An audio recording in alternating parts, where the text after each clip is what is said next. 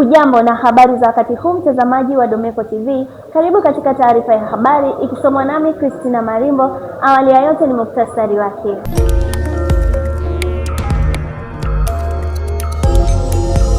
Washiriki wa tamasha la Mr. na Mrs. Domeko watangazwa, ikiwa ni tamasha la 7 tangu chuo hicho kuanzishwa. Majitaka yamekuwa kero kwa wakazi wa mtaa Sokoine jijini Dodoma licha ya wao kutoa malalamiko kwa uongozi. Na katika habari za michezo na burudani, baadhi ya mashabiki na wadau wa soka jijini Dodoma wameelezea mchezo wa dabi ya Kariakoo uliopigwa uwanja wa Meja Jenerali Samuyo. Na katika habari za kimataifa, Ujerumani yasema kuondolewa kwa wanajeshi wa Marekani ni jambo lililotabirika. Trump waonya kuhusu kupunguza zaidi vikosi.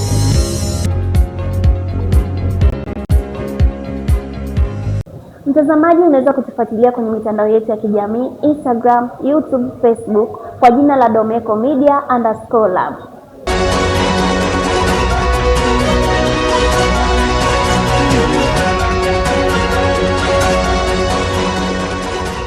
Habari kamili.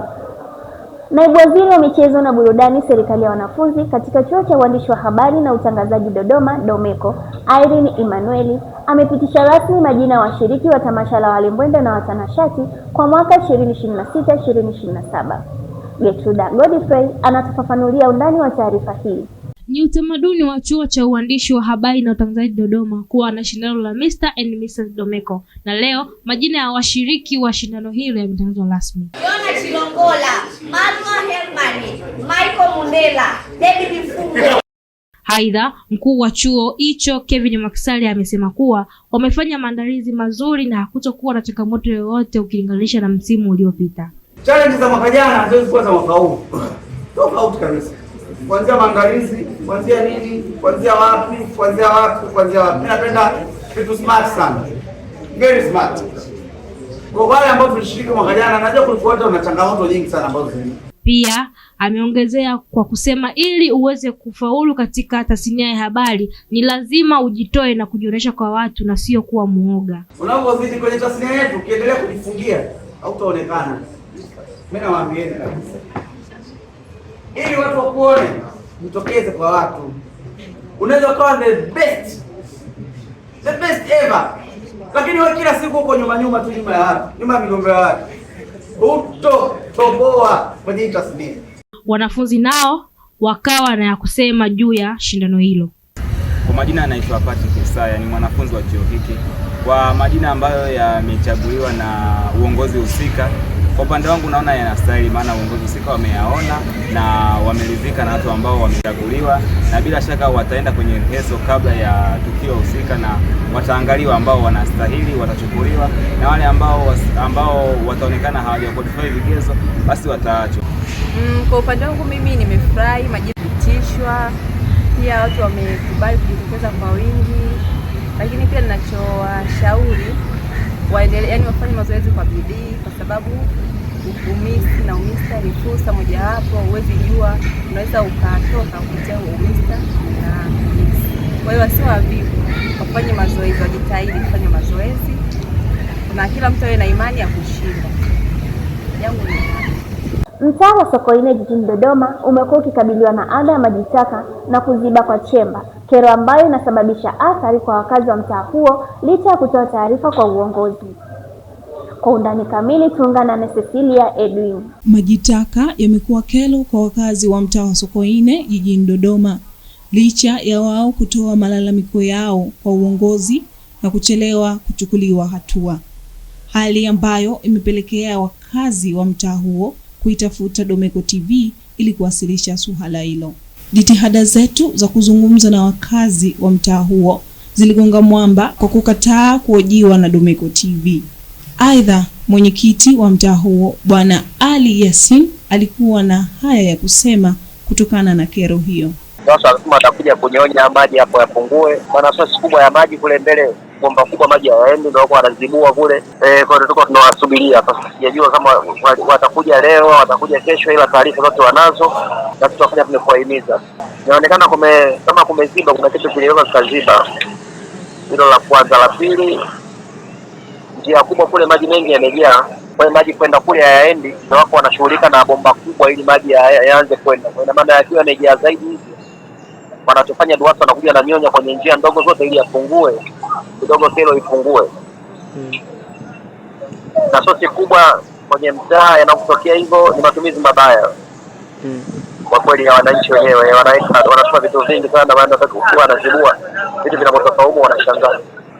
Kwa ujumla wananchi tunasikia sana kuhusu usafi, yaani hiyo ndio kama wimbo wa taifa. Usafi kwenye mambo yao yote, hata wanapoosha vyombo, kwa sababu kusoa huko kwenye sua watu wamwage takataka ya chakula ya nini ndani watoto pampers watupe. Tunaongea sana, lakini kuongoza binadamu ni kazi sana kuliko kuongoza kitu kingine, lakini tunaendelea kupambana hivyo hivyo.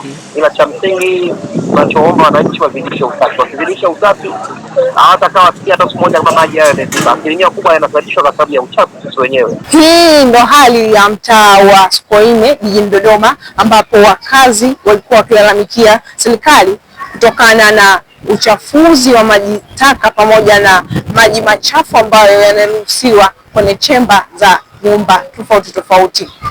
Cecilia Edwin, Domeko TV. Tukirejea ni habari za michezo na burudani.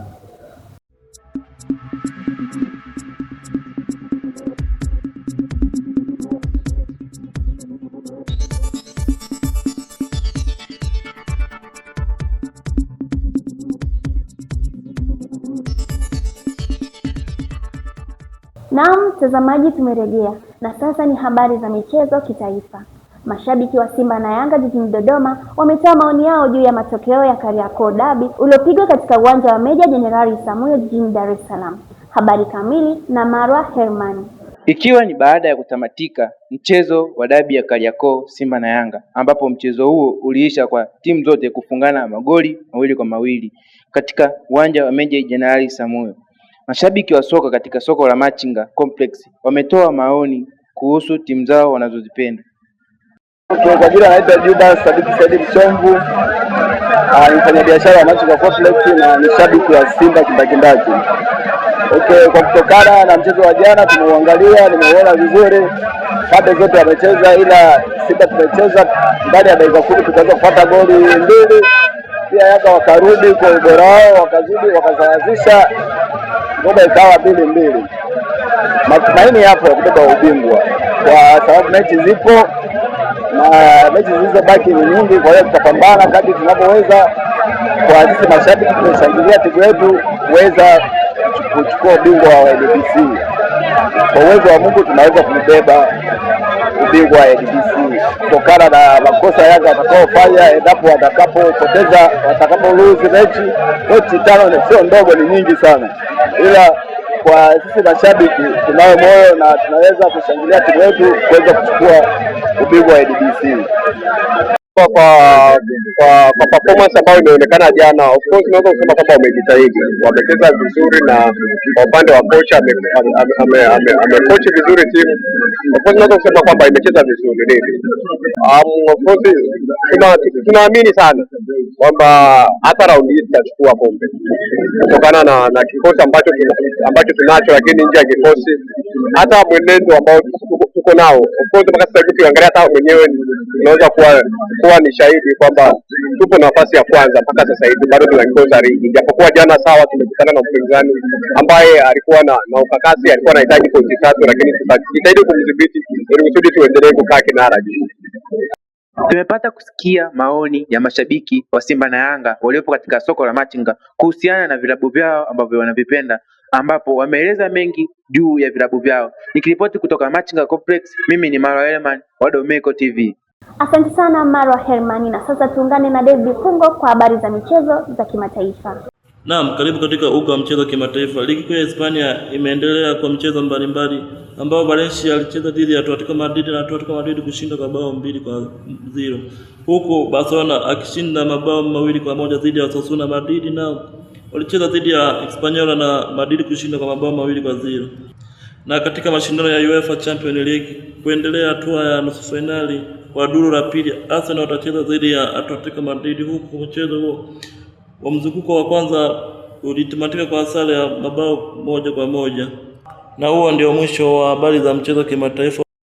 Asante sana David Fungo, na sasa tukiangazia katika habari za ulimwengu, tuungane naye Safia Abdu. Waziri wa Ulinzi wa Ujerumani Boris Pontus amesema kuwa uamuzi wa Marekani kuondoa wanajeshi 5,000 kutoka nchini humo ulikuwa unatarajiwa, huku muungano wa kijeshi wa NATO ukisema kuwa unafuata ufafanuzi kutoka Washington. Wakati huo huo, msemaji wa NATO Alison Hart alisema kuwa muungano huo unafanya kazi na Marekani kupata maelezo ya uamuzi huo.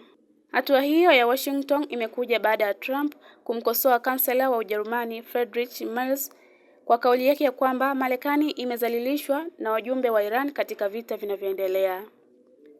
Kwa sasa uwepo wa jeshi la Marekani nchini Ujerumani unazidi wanajeshi 36,000 walioko kazini, ukiwa ndio ukubwa zaidi barani Ulaya kulinganishwa na takribani ya wanajeshi 12,000 walioko Italia na 10,000 walioko Uingereza. Satia Abdu anatutamatishia habari kwa siku hii ya leo. Lakini kabla ya kumaliza taarifa ya habari, sikiliza tena muktasari wake. Washiriki wa tamasha la Mr. na Mrs. Domeko watangazwa, ikiwa ni tamasha la 7 tangu chuo hicho kuanzishwa. Maji taka yamekuwa kero kwa wakazi wa mtaa Sokoine jijini Dodoma, licha ya wao kutoa malalamiko kwa uongozi. Na katika habari za michezo na burudani, baadhi ya mashabiki na wadau wa soka jijini Dodoma wameelezea mchezo wa dabi ya Kariakoo uliopigwa uwanja wa Meja Jenerali Samuyo. Na katika habari za kimataifa, Ujerumani yasema kuondolewa kwa wanajeshi wa Marekani ni jambo lililotabirika. Trump waonya kuhusu kupunguza zaidi vikosi. Asante kwa kuendelea kufuatilia Domeko TV. Kwa niaba ya wote walioshiriki, jina langu ni Christina Marimbo. Unaweza kutufuatilia kupitia mitandao yetu ya kijamii kama Domeko_Lab.